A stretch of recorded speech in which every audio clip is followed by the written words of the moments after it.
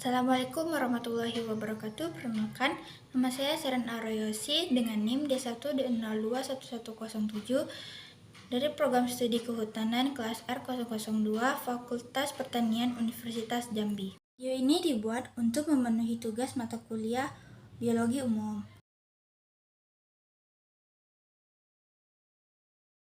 Sebagai organisme bersel banyak atau multiseluler, tubuh hewan disusun oleh banyak sel yang memiliki bentuk dan fungsi yang berbeda.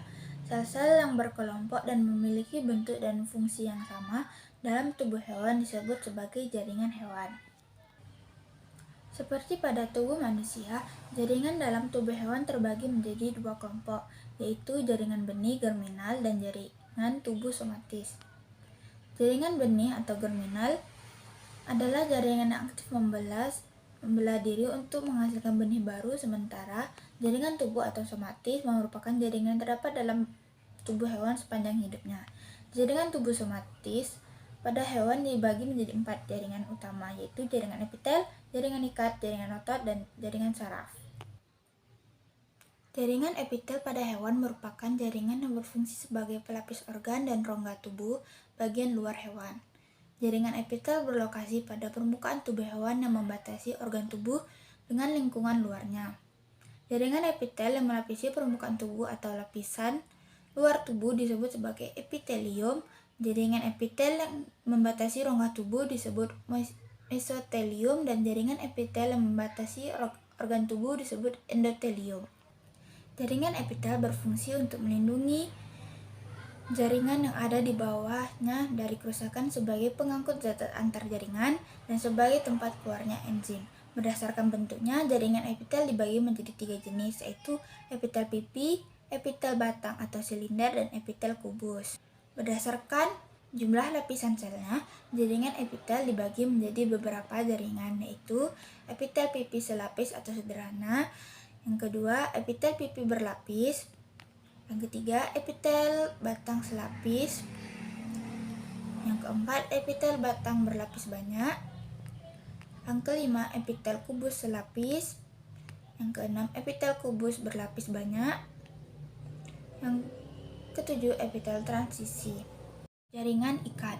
Jaringan ikat merupakan jaringan yang berkembang dari mesenkim yang berasal dari lapisan tengah embrio atau mesoderm. Jaringan ikat ini merupakan penyokong utama dari tubuh hewan dan manusia, sehingga seringkali disebut sebagai jaringan penyokong atau jaringan penyambung. Sel-sel jaringan ikat berada dalam sejumlah besar matriks atau bahan ekstraseluler yang diekskresikan sel-sel penyusunnya.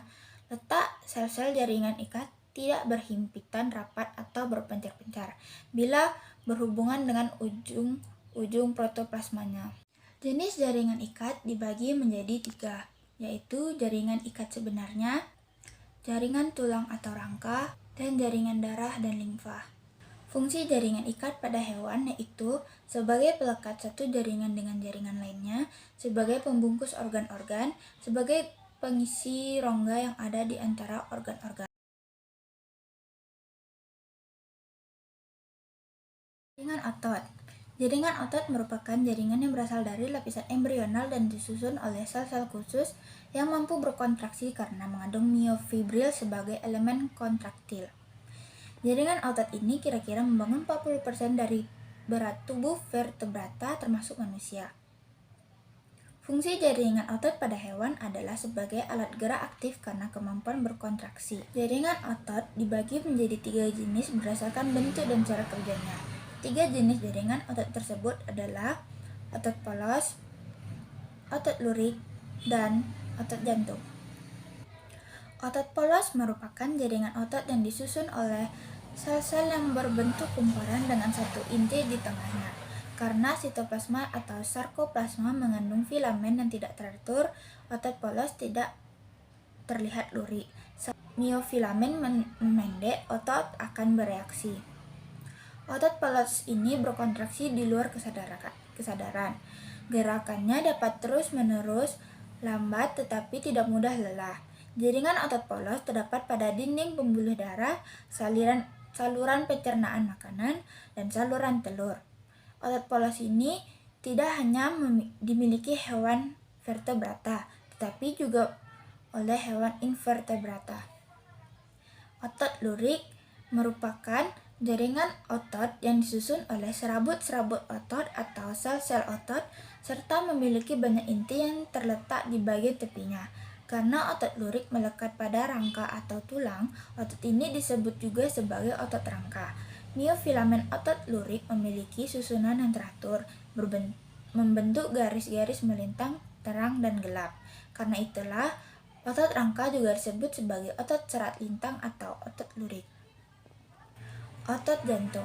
Otot jantung merupakan jaringan yang berada di jantung, yang sel-selnya bercabang-cabang dan setiap cabangnya melekat dengan cabang lainnya. Miofilamen otot jantung tersusun seperti pada otot lurik.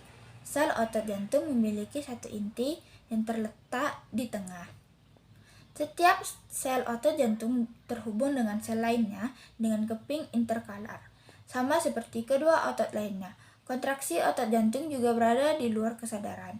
Kontraksi otot jantung terjadi secara teratur dan lambat, serta memiliki periode istirahat yang panjang, yang mencegah otot jantung ini mengalami kejang. Sesuai dengan namanya, otot jantung hanya terdapat pada di jantung. Jaringan saraf. Jaringan saraf merupakan jaringan yang disusun oleh kumpulan saraf. Kumpulan saraf ini disebut sebagai neuron.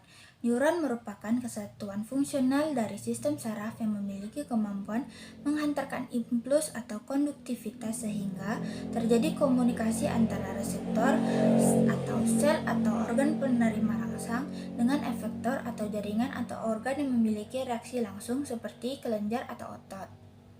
Jaringan saraf sendiri memiliki sel-sel reseptor yang dibungkus jaringan ikat. Berdasarkan fungsinya, neuron dibagi menjadi 3 jenis, yaitu neuron sensorik, neuron motorik, dan neuron penghubung. Neuron sensorik atau yang biasa disebut neuron aferen merupakan neuron yang bertugas menyampaikan impuls ke pusat saraf, yaitu otak dan sumsum tulang belakang. Neuron motorik atau neuron aferen adalah neuron yang bertugas membawa impuls keluar dari pusat saraf. Sementara neuron penghubung adalah neuron yang menghubungkan neuron sensorik dengan neuron motorik. Neuron penghubung memiliki dendrit atau akson yang berhubungan dengan neuron lain. Neuron motorik terdiri dari badan sel yang memiliki inti di bagian tengahnya. Pada sitoplasmanya terdapat butir-butir misil mengandung RNA atau sintesis protein dan badan Golgi. Uluran sitoplasma dari badan sel yang ujungnya memiliki cabang-cabang halus dinamakan dendrit.